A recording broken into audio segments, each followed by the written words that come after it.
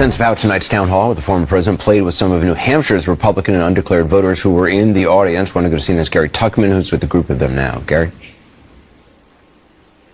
Anderson, 8 people were with. They were in the audience. What they also have in common is none of them have voted in the past for either Joe Biden or Hillary Clinton. 6 of them voted for Donald Trump in the past. 1 didn't vote in the past 2 elections. 1 was too young to vote.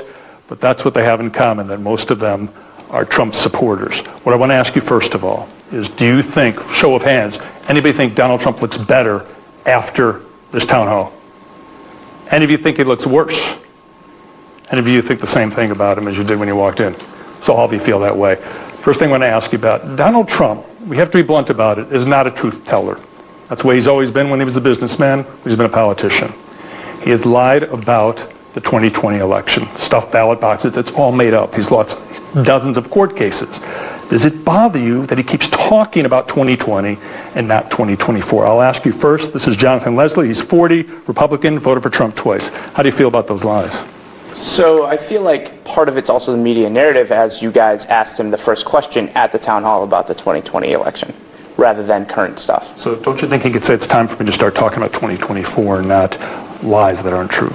Couldn't the media ask him a question about 2024? Well, there were questions, but you're right, that was the first thing, but that's something that was on our mind, and that's why I was asked first. I think that he's committed to it. That's what he feels. That's what he thinks. Well, do you think he thinks that, or do you think he just keeps saying it to try to will it for people like you to believe it? I think he actually thinks it. You do? No, he may. Even though he keeps losing in the courts over and over again. He does say what's on his mind.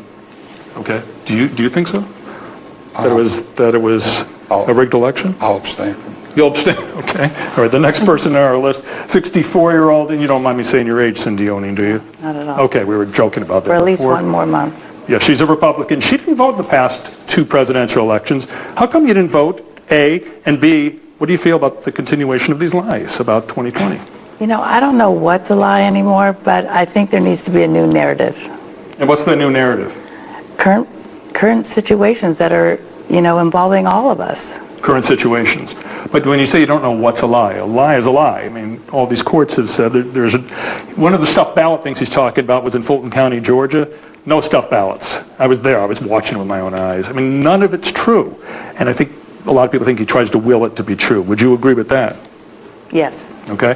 Alyssa Malloy. Alyssa's 37. She's a registered Republican, voted for Trump twice. Mm-hmm. Your feeling about this? I think it's time to move on from the election, the 2020 election. Do his fibs offend you?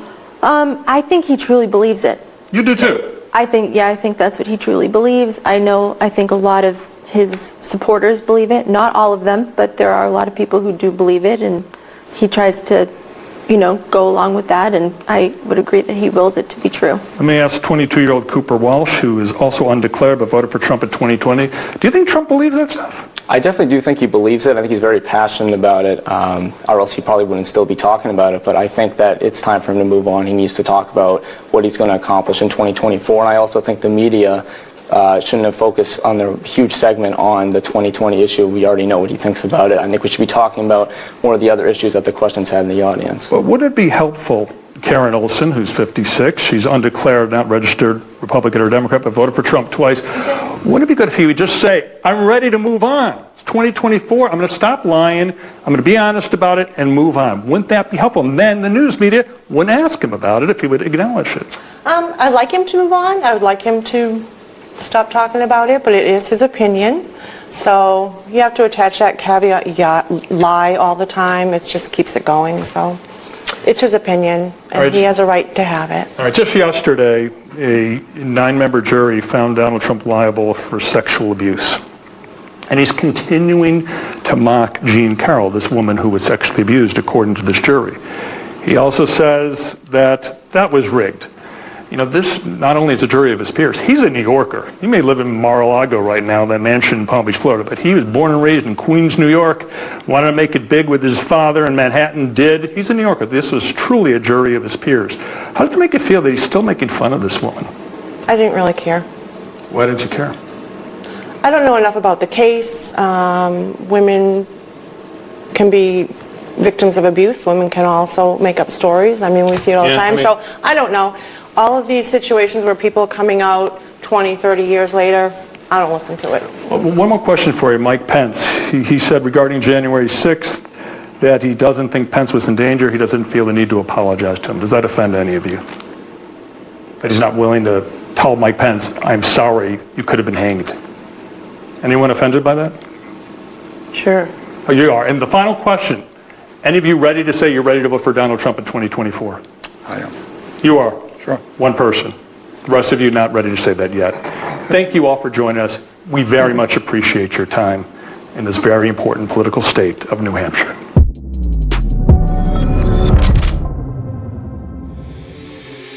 Yo, what's up, guys? It's your boy, Benny, out of the studio, but not out of the news cycle. We've been watching Donald Trump last night at the CNN town hall, or should I say the funeral of the entire network, because CNN is now officially deceased. Get ready, they're going to charge Donald Trump with murder any moment now, because there is no coming back from what happened on CNN last night. But what you just saw, which I thought was very, very interesting, was the incredible value of surrogacy for Donald Trump. And this is something that I haven't actually thought much about, but Donald Trump has some really great defenders in his supporters, for one, who are smart and informed and wise based on the work of obviously a lot of different great and great creators that I support, but who were able to go through and just wreck the CNN moderators afterwards in the focus groups. And I thought that, those clips are going absolutely thermonuclear viral.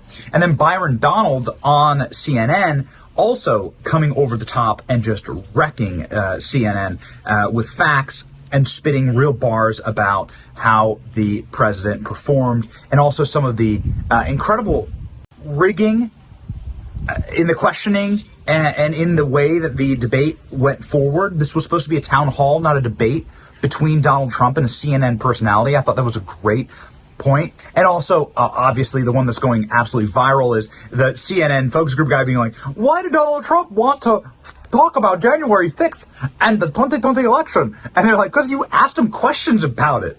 Which is the ultimate takeaway here. They gave Trump the biggest W, and this was a huge W for Donald Trump. I don't care if you love Trump, you hate Trump. This is a huge W. The left is losing their minds over this.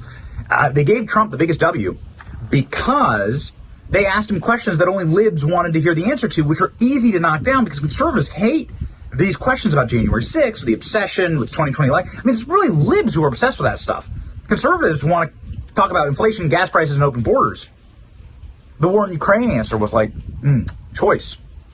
And so these are like obviously substantial policy differences, but you set Donald Trump up for victory there with a conservative audience asking him questions that like the only lib blue and on psychopaths care about. And so it's like a win-win for Trump, and it was a huge win for Trump. But if you look around the internet and if you look around the media ecosystem, you can really see how big of a win it was with the surrogates and the people who were there representing Donald Trump afterwards, how successful they did that. I think obviously the takeaway star there is Byron Donalds, who's just gone absolutely thermonuclear viral for his responses on a panel, just shutting down a panel of like 7 other people. Why you got to put 7 people on a panel? This is like 7 against 1, and Byron Donalds is wiping the floor with them. So way to go, Byron. Well done. And the performance was just incredibly, incredibly strong. Like, share, and subscribe. It's your boy, Benny.